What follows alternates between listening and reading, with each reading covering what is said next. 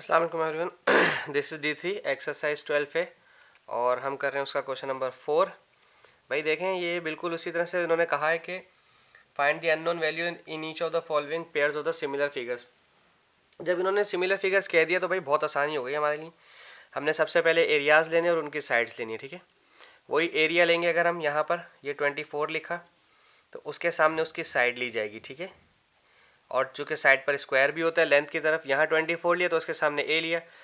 यहाँ 6 सेंटीमीटर है डिनोमिनेटर में, तो यहाँ पर इसकी साइड 3 ली जाएगी, ठीक है। अच्छा, अब चूँकि ये साइड मालूम कर ली है इसलिए हम इसको देखते हैं। देखें, इस पर से स्क्वायर अभी फिलहाल ना हटाए क्योंकि किसी के रूट नहीं है, कंप्लीट रूट नहीं बन सकता। 6 1 6, 6 4 24 अब बन सकता है, ठीक है। अब ये आ गया 4 आपके पास, सिंपल 4, और यहाँ पर आ गया a/3।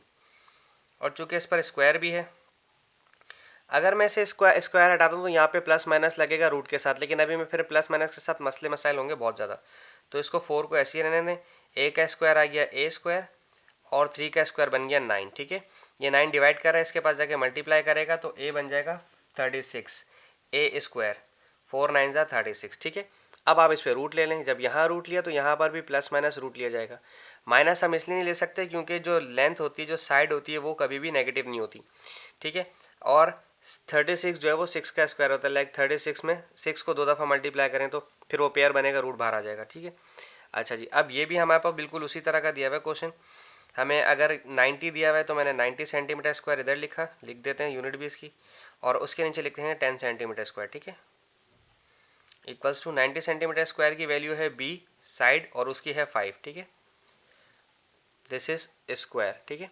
अब ये सेंटीमीटर स्क्वायर से कट जाना है, 0 0 से कट जाना है, यहाँ पर बच गया 9। अगर मैं इस 9 का रूट ले लेता हूँ, क्यों? क्योंकि मुझे यहाँ पर से रूट हटाना है। स्क्वायर हटाने के लिए आप रूट ले लेते हैं दोनों साइड पे, स्क्वायर और रूट कट जाएगा, और 9 का जो स्क्वायर है वो सिर्फ 3 बनेगा, क्योंकि 3 3 जा 9 होता है। यहाँ पर बचा ओनली बी और अपॉन में 5। चूँकि 5 डिवाइड कर रहे हैं इसलिए 5 यहाँ पे आके 3 से मल्टीप्लाई करवाएगा तो 5 3 जार 15 सेंटीमीटर। ये हमारे पास 15 सेंटीमीटर बी की साइड जो है वो 15 सेंटीमीटर आ गई, ठीक है जी। अब हम इसका अगला पार्ट, नेक्स्ट पार्ट देखते हैं। नेक्स्ट पार्ट में क्या है? नेक्स्ट पार्ट में 2 रेक्टेंगल या शायद पैरेललोग्राम बने हुए, बहुत आसान है। क्या इसकी क्या थी भाई? इसकी 20 सेंटीमीटर है, ये 20 सेंटीमीटर है, ठीक है। इसकी जगह है बी, कोई मसला नहीं है। अगर मैं ये 240 पहले लिख रहा हूँ तो मुझे दूसरी साइड पे इसी की साइड जो है बी, यानी कि कुछ नहीं पता तो बी ही लेना पड़ेगा, और इस पर एरिया की वजह से स्क्वायर भी लगाना पड़ेगा। 240 लिया है तो उसके सामने 20 सेंटीमीटर, डिनोमिनेटर में ये वाला एरिया लिया जा रहा है तो इसी की जो साइड है 5 वो यहाँ ली जाएगी, ठीक है। अच्छा, अब इसको रिड्यूस करते हैं। 5 के टेबल से कट रहा है ना ये शायद गालिबन।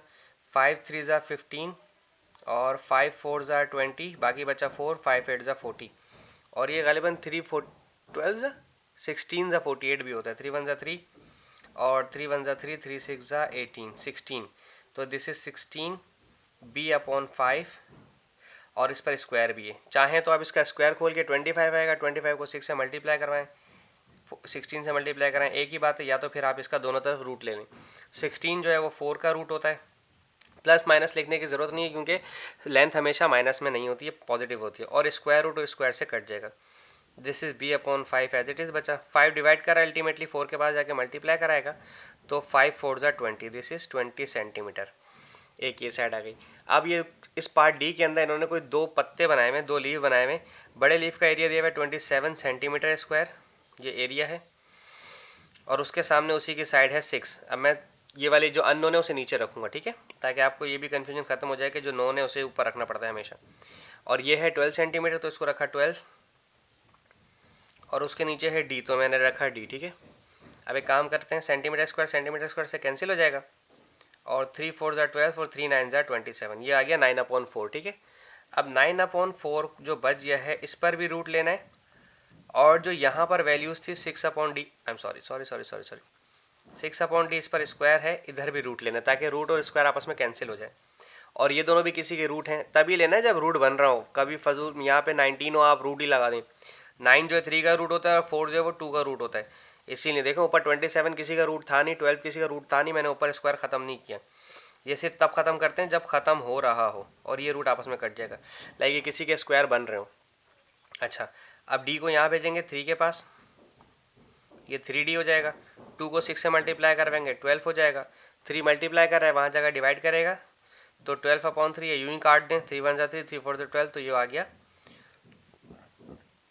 डी, आपके पास 4 सेंटीमीटर आ गया। ठीक है जी, आई होप आपको सवाल समझ आ गया होगा। छोटा सा सवाल था, टेक्निकल नहीं था, आपको बस सिर्फ थोड़ा सा देखना था, बाकी खुद ही समझ आ जाता आपको। आई होप आपको समझ आया। Thank you so much for watching my channel, keep watching my channel and subscribe it. Thank you.